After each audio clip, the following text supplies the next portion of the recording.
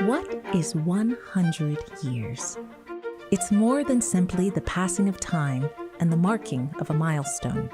It's an opportunity to look back, to look around, to look ahead, to celebrate successes, to take stock of shortcomings, and to recommit to the essential truths of who we are and who we intend to be.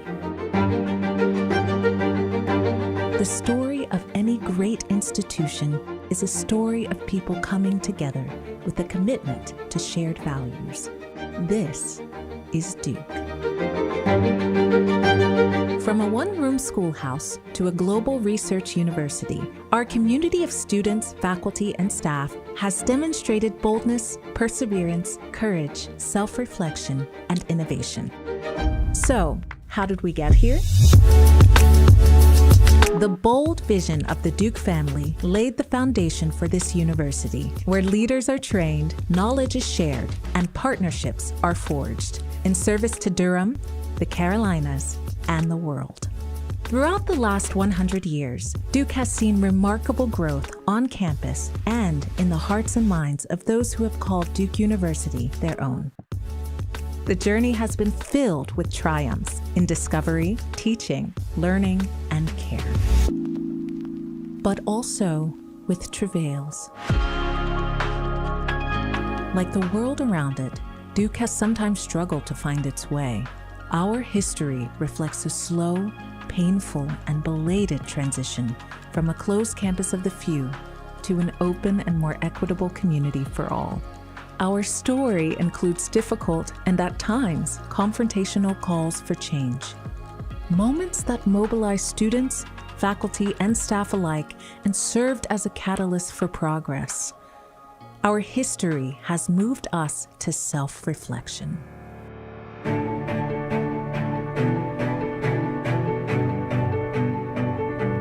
Each day, we challenge ourselves and each other to be better. We celebrate our progress, but we never stop listening and we never settle. Our ambition is outrageous, our imagination is boundless, and our deep commitment to innovation, equity, and excellence remains constant. From the example of James B. Duke to the work of thousands of brilliant Duke students, educators, employees, and community members, we know that when we act with purpose and when we do it together, we can do amazing things. Today, as we enter into Duke's centennial, we celebrate the people that have brought us here and those who will move us forward. 100 years of excellence. 100 years of leadership, 100 years of working together, lifting each other up, listening, learning, and growing, making our mark, and preparing us for the next 100 years. This is Duke.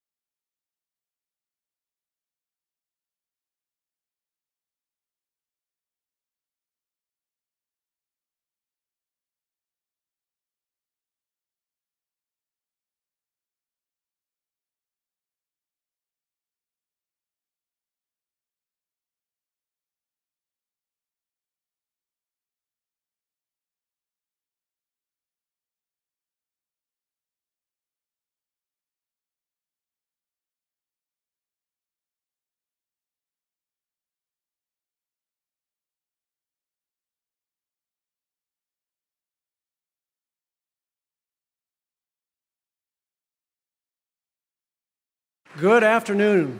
Good afternoon, everyone.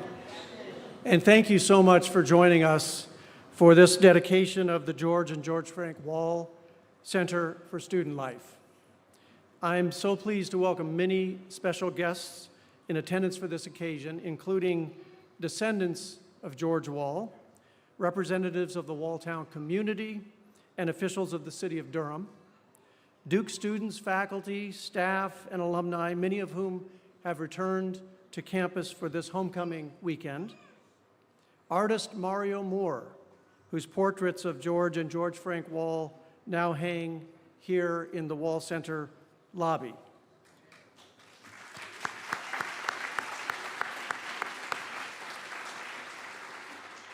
Members of our Board of Trustees, which voted unanimously in February to approve the renaming of this building in honor of the Walls, trustees of the Duke Endowment, and members of the Duke family, whose vision and support have advanced our university's mission throughout its first 100 years. And finally, the staff of the Wall Center for Student Life, whose work to prepare and serve thousands of meals every day nourishes our students and enriches our entire academic community. This year, we're celebrating Duke University's centennial, honoring many of the people and the moments that have defined our first century. And today, as we dedicate the George and George Frank Wall Center for Student Life, we also celebrate the legacy of these two early employees and their impact, not only at Duke, but also in Durham more generally. George Wall was born into enslavement in Randolph County, about 60 miles west of here, in 1861. Following emancipation, he was bound out to Trinity College President Braxton Craven as a farm laborer, and later worked for Trinity College. After the college relocated here to Durham in 1892, George and his wife Hattie also moved to Durham, where he worked at the Trinity Park School, right here on what is now Duke's East Campus, and later at Trinity College and Duke University. In 1899, George and Hattie Wall purchased land just a few blocks from here and built a one-story home that was completed in 1906. Today, the home still stands as in the proud historically Black community that would come to be known as Walltown.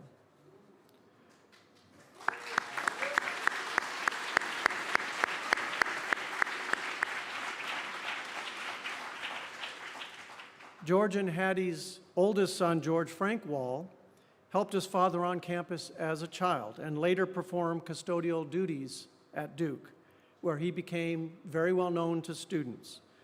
More than a decade before this university admitted Black students, George Frank Wall left a bequest of $100 to Duke in his will, an act of generosity that attracted significant attention at the time.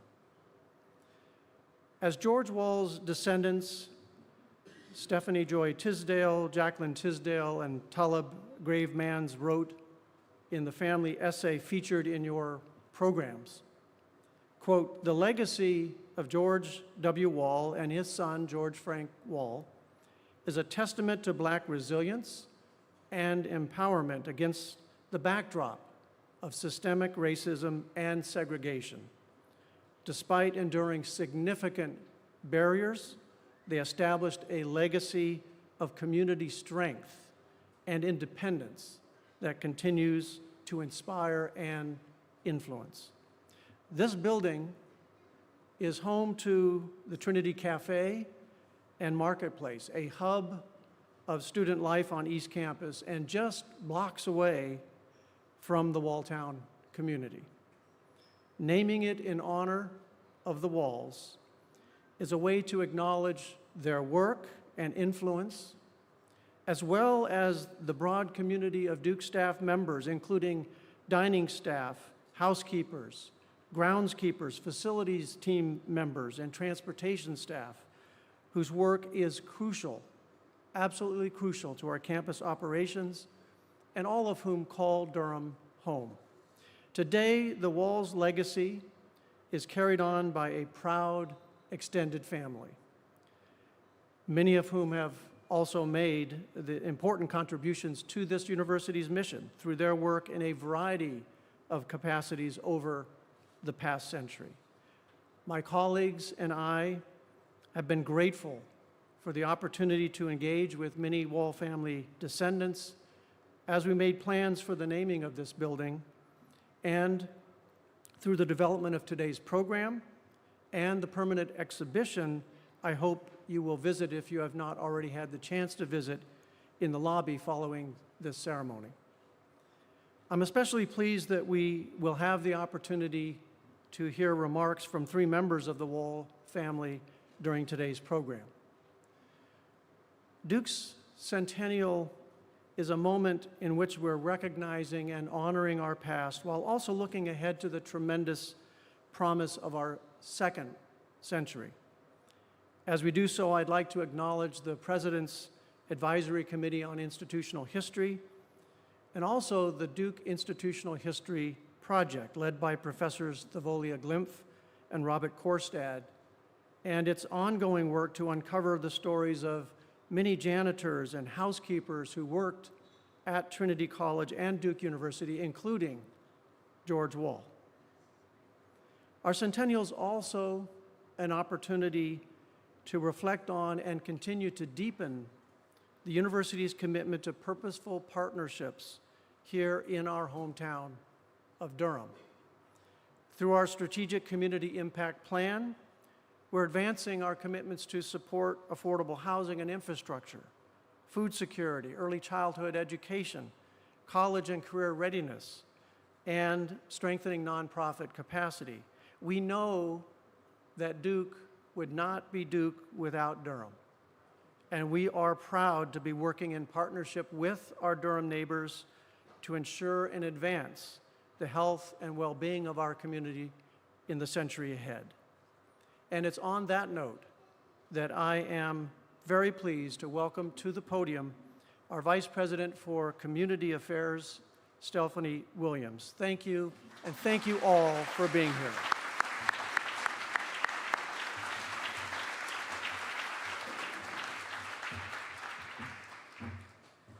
Thank you, President Price, and good afternoon. I am honored to be here with the Wall family and joining with the President and Board of Trustees, colleagues, community leaders, and neighbors in recognizing this important and historic occasion. This building now bears the names of father and son, Mr. George and Mr. George Frank Wall, who were dedicated to this university and surrounding community. The Wall family, as you've heard, lived a few blocks away in what is known today as Walltown, and Mr. Wall worked here on East Campus.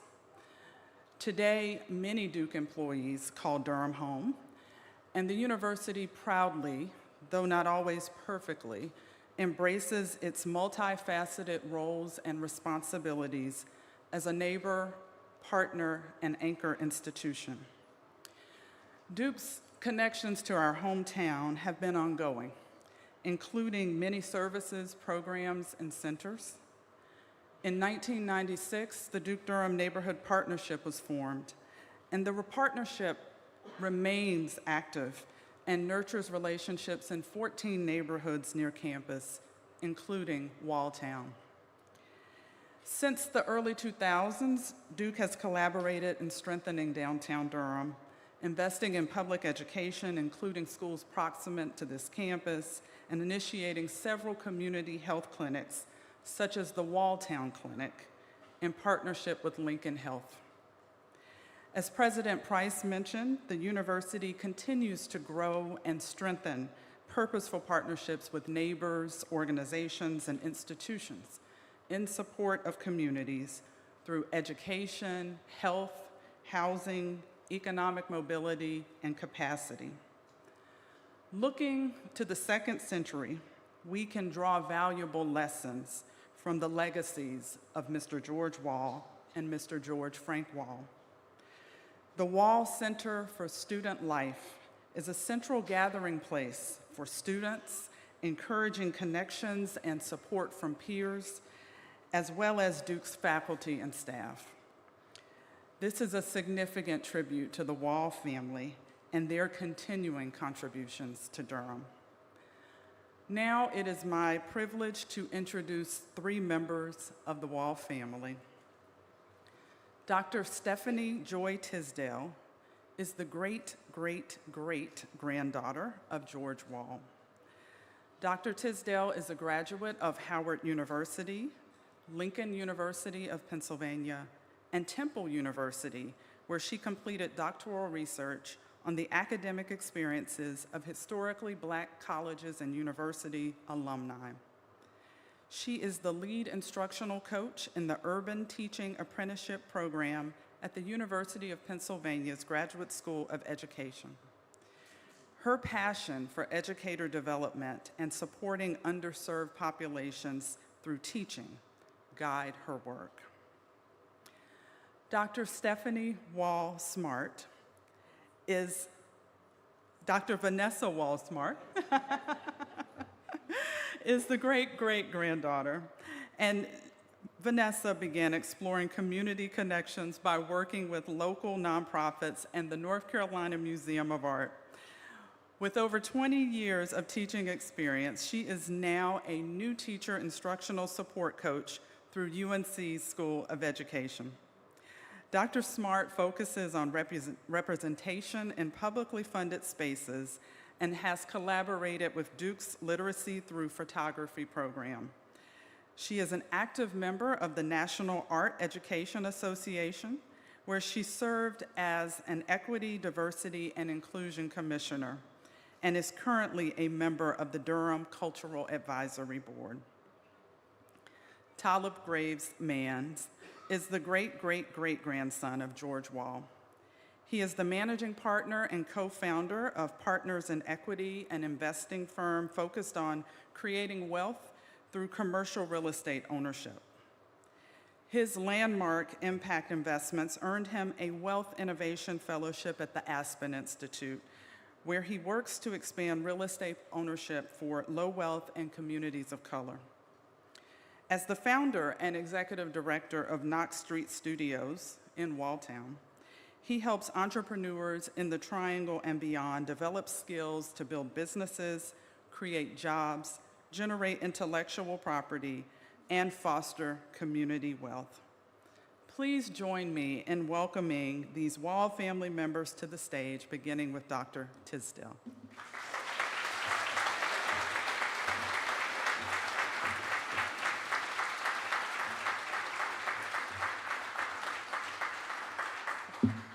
Good afternoon, everyone. I'm going to use some notes today. I'm going to start off with an invocation in Yoruba. Aragbanda, aragbanda, toba she paekuo, aragbanda. Where are the ancestors? Where are the ancestors?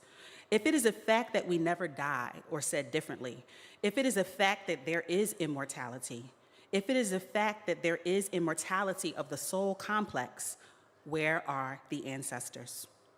This invocation to the ancestors and the translation provided was shared with me by the 𝐷𝐷𝐿𝐻𝐿 Agbaye and professor of philosophy at Howard University, Dr. Kola Abimbola. According to Dr. Abimbola, the Yoruba people of West Africa believe that people who demonstrate iwa pele, or what might be translated into English as good character, live forever. Living forever transcends the boundaries of our physical presence in these bodies, but speaks to how we show up in the minds and hearts of the human beings who continue on living when we are no longer. As an apprentice of the Yoruba tradition and a descendant of people of African descent who come from several cultural groups on the continent, I learn more from my ancestors as each day goes by. I cling to them for insight, and they, in return, are an integral part of my guidance system. George Wall was my mother's mother's mother's mother's father. He and his first wife, Hattie Cora Wall, were the parents of my great-great-grandmother, Jane Snowden Wall, and her brother, George Frank Wall, and several other children. Jane Wall migrated to Philadelphia, where she helped to raise multiple generations, including her great-grandchildren, one of whom was Dolores Williams, my mother. My sister Jacqueline Tisdale and I were reared in a home where Mama Jane was spoken about fondly and often. Although she's passed before I was born, I learned from my mother that Mama Jane was a bright light, a queen who everyone in my family looked to for guidance, comfort, and clarity. My mother joined the Ancestors in 2011, but I am here today because of her direct instruction and call to action. She continuously reminded my sister and I about the importance of George Wall, the historical legacy of the Walltown community in Durham, and the ever-evolving story of people of African descent. Thank you, Mom, for sharing your awareness with me. My mother's mother, Loretta Williams, lives in Philadelphia with her husband, my grandfather, Charles Williams. Thank you, Mum, who's watching now, for holding space for multiple generations of family born and raised up north, but whose roots are in Walltown and Durham. We, the living, remain to tell the story, their stories. My cousin, Aunt Annie Smith Vampel, who is here today, has been a driving force in maintaining the legacy of George Wall and Walltown as the president of the Walltown Reunion Committee and a leader in the Walltown Community Association. Thank you, Aunt Annie, for being an important bridge between the many generations of Walltown. The dedication of the George Wall and George Frank Wall Center for Student Life on Duke University's East Campus is an extension of a story that dates back 170 years to the year that George Wall appears to have been born in captivity to Irina Wall. We do not know as much as we would like to about their lives at that point, but we have enough information to go on. As a Black man growing up in North Carolina during the enslavement of people of African descent in America, I can only imagine what he may have experienced. The numerous accounts that we do have about the system of legalized slavery describe the destabilization of cultural groups, communities, and families in the name of capital. The horror, systemic race-based violence, trauma, and abuse of enslaved people of African descent, and the subsequent experiences of their descendants continue to have a well-documented effect on all of our lives. There will never be a time when we, the descendants of George Wall, condone his enslavement, ignore his reality, or the reality of the Black community then and now. In the Africana Studies Conceptual Framework, curated by Dr. Carr, another professor at Howard University, there are 6 conceptual categories that help us examine the history of people of African descent. One question that framework invites us to ask is, what are the social structures in which people of African descent live? With this in mind, George Wall faces the world as a Black man, born enslaved, who was later employed by Duke University. He and his son, George Frank, worked at Duke for over 100 years combined. However, another question from the framework asks us to think about how people of African descent related to each other and organized themselves within, and in this case, in spite of, the social structure they found themselves in. This allows us to consider who George Wall, George Frank Wall, Jane Snowden Wall, Capitola Wall, Hattie Core Wall, Irina Wall, and others were to their communities. How were they inspired by Walltown's community, and what did they contribute to Walltown? The fact that they are connected to Duke University helps us document their trajectory, but their trajectory extends long before and far beyond this space. George Wall is one of millions. He represents one of the millions of human beings of African descent born in captivity, forced to labor against their will, navigating the world as best as possible, all variables considered. The fact that this land continues to be called Walltown almost 120 years later speaks to an aspect of George Wall's existence that I want to know more about. I'm curious about the community of people, Black people, who came to live with him and work beside him, who built schools, churches, and other institutions in their Walltown, and how Walltown extended from and contributed to the other Black communities in Durham, like Hayti and Durham's Black Wall Street, or how North Carolina Mutual Life Insurance Company and historically Black institutions like North Carolina A&T and North Carolina Central are connected to Walltown's storyline. As the descendants of George Wall, we are excited about this opportunity to acknowledge George and George Frank Wall, along with their siblings and family members, who represent a much larger community of people, all of whom extend from an epic tale that precedes their enslavement in America. I would like to thank Duke's Vice President for Institutional Equity and Chief Diversity Officer, Kimberly Hewitt, who responded to my email in 2020 and took time to meet with us about George Wall's legacy. Thank you, Dr. Stephanie Williams, Duke's Vice President of Community Affairs, who has been in conversation with us about George Wall and Walltown, and Ms. Audrey Mitchell for her leadership as the President of the Walltown Community Association. Thank you, President Vincent Price, for acknowledging George and George Frank Wall in this way, and also for meeting with our family members to discuss the details. We thank the Chair of Duke's Board of Trustees, Mr. Adam Silver, for support from the Board of Trustees, and all the other names that I did not have time to mention. We thank you for your support. And with that being said, I just hope that we can use this as a springboard for all of the next steps that we desire to take as a community. Thank you.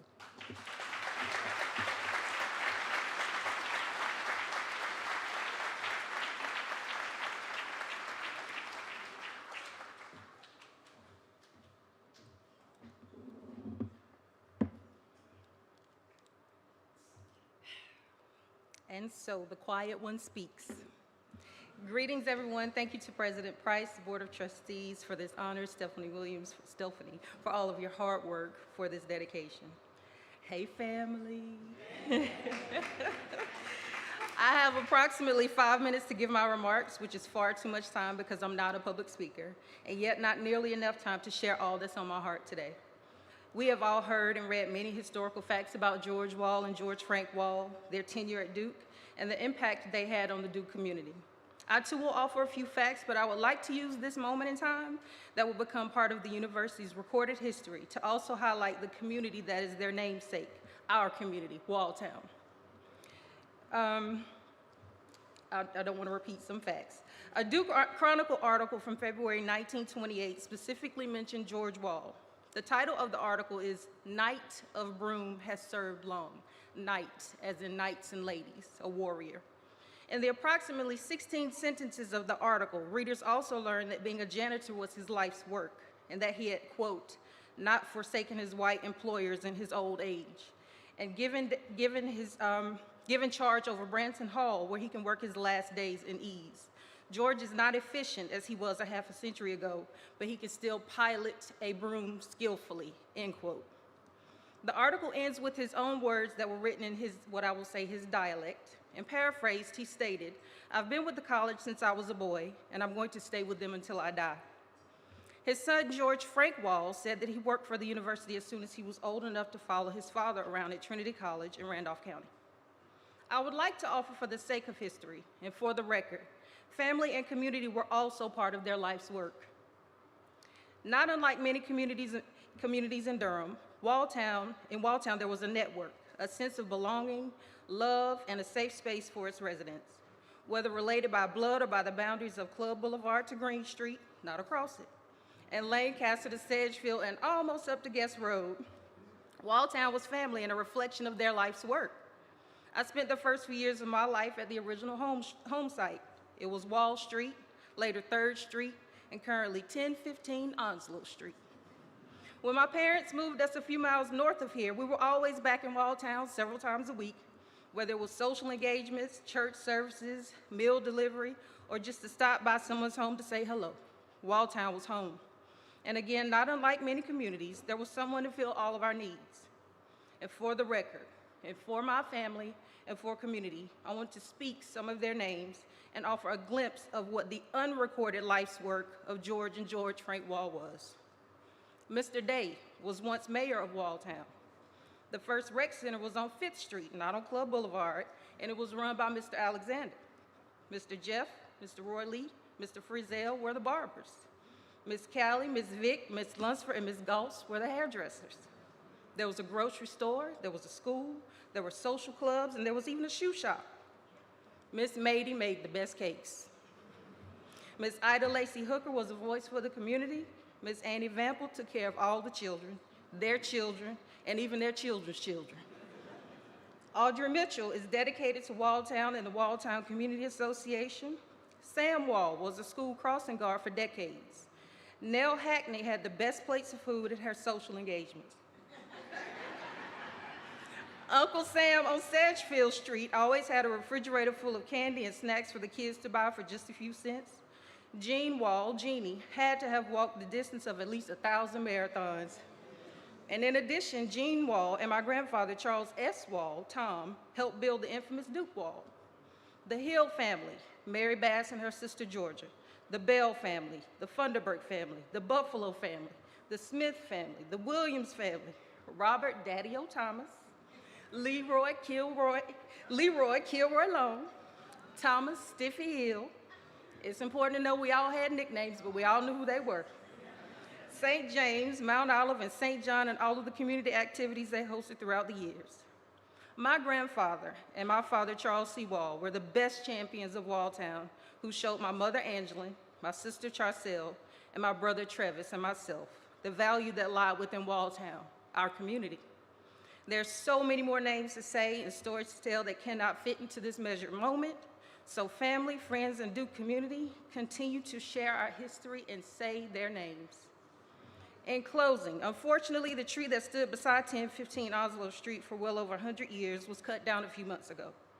Before we knew of the renaming of the Student Center, my husband, Ken, had an ink pen made for me from the lumber of our tree.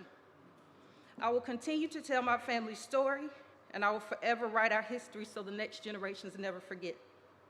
This recognition happened in God's time, in due time, and I really believe it's about time. Thank you.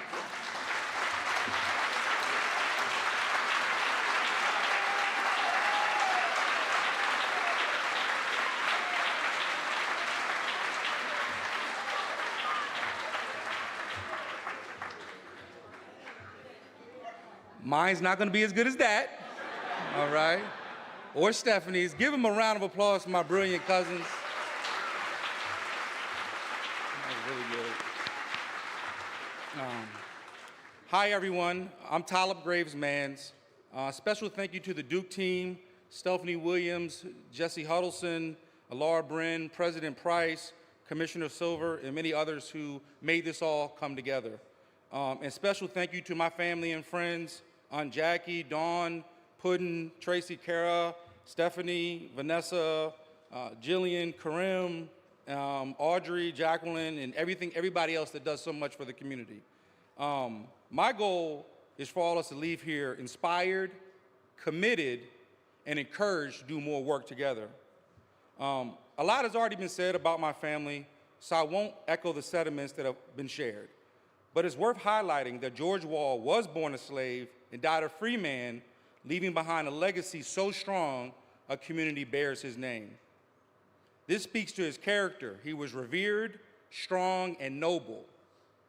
However, it is important to remember that the decisions were likely driven by his need to survive.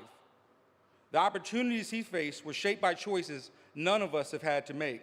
Decisions about his physical safety, his freedom, and the future of his family. I am encouraged by Duke's commitment today, especially in a time when post-George Floyd, many corporations, universities, and leaders have stepped back their commitments to Black communities.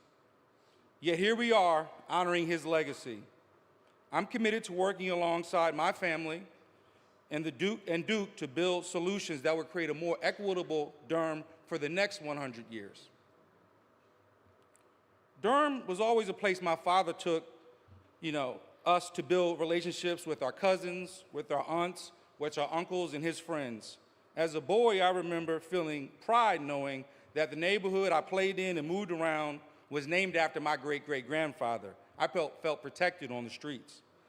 The house we had on Sedgefield Street was built by our family, a place of ownership, refuge, and pride. I felt the same visiting Pinky's house and Alma's house. So when I came to Durham in 2014 as a Google Entrepreneur in Residence, it was a no-brainer for me to incorporate Walltown into my work. This led to the purchase of my building on Knox Street, which is in Walltown, where I've hosted programs that strengthen entrepreneurs and create ownership opportunities in Durham. And we even had a family reunion there one day. I often jog from my office over to the Duke Wall, which is 2 blocks from here, listening to my thoughts and the sounds of the neighborhood. And many times I think to myself, wow, I'm probably running on the same paths they use to go to work. I also wonder if they ever imagined that their beloved community would evolve into a place where homes built by their family and friends would be demolished and replaced with $1.5 million homes. A once strong, working class, historically black community now only has a handful of black homeowners. But perhaps they wouldn't have been surprised that the building they cared for as if it was their own will one day carry their names. While we can't know for sure how they would have felt, we do know they live with intention and commitment. It makes me smile to think that the seed gift of $100 from George Frank Wall to Duke University is likely the first philanthropic endowment commitment from a black person to Duke University.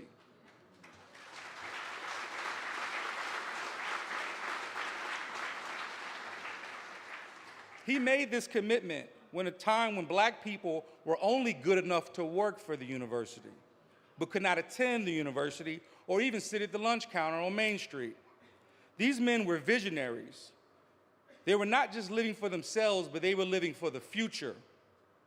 This $100 investment has created value that is incalculable. Look around the room. Earlier this week, I spent time as a fellow with the Clinton Initiative in New York, which is built around one principle: to align action with commitments. Every year at this meeting, hundreds of millions of dollars are moved, thousands of lives are improved, and the world becomes a better place because people take action on their commitments. Whether it's in medical advancements, creating wealth for underserved communities, or reducing the carbon footprint. People are using their resources to improve the world, just as George and George Frank Wall did with their version, which was $100. In honor of George Wall and our family's legacy, we too are committed to building stronger, healthier communities. I challenge each of you to ask yourself, am I doing all that I can to leave the community better than it was when I found it? Let this be a reminder that your contribution, no matter how big or small, has the power to change lives and communities. So I ask you, what will your legacy be? What is your $100? And where will you invest it? Thank you.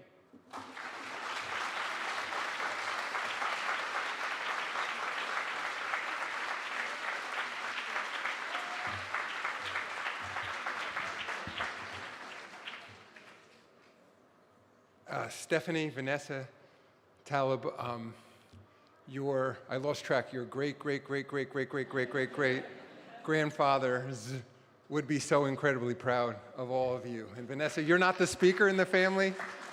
I don't know, I think you have a new calling. But congratulations to you and all the Wall family on this incredible honor. Earlier today, as you all know, this dedication was scheduled to take place outside, and because of the rain, the tornado warning, the powers to be decided to bring it in here, but I think the Wall family never had a doubt that the sun was going to come out for this ceremony, and it's only fitting. President Price brought this dedication to the Board of Trustees, and on behalf of all of them, many of whom are here today in the back of the room, we were thrilled when he brought this to us. I think long overdue, of course, and are so pleased, and what an honor for me to even be part of this ceremony. I mean, it's especially meaningful that it happens to take place at the centennial of Duke University. And I think, Stephanie, it was you who said, let's use this as a springboard for the next century. Because Duke was built on the labor of so many of your ancestors and other members of Walltown and the Wall family. In large part because during those times, they were dramatically limited in terms of what their role could be with Duke, certainly not able to be students, and even limited in terms of the roles they could play with Duke and the Duke community. And I know I speak for Stephanie, for President Price, and everyone who's here representing Duke, that this will be a springboard for the next century, for building, thank you.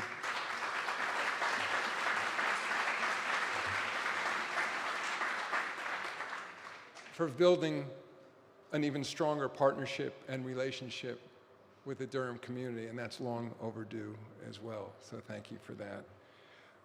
Let me also take this opportunity to thank the members of this institution for the hard work that went into this exhibition here, the beautiful portraits that I hope everyone takes the opportunity to look at on their way out and enjoy the reception that we're about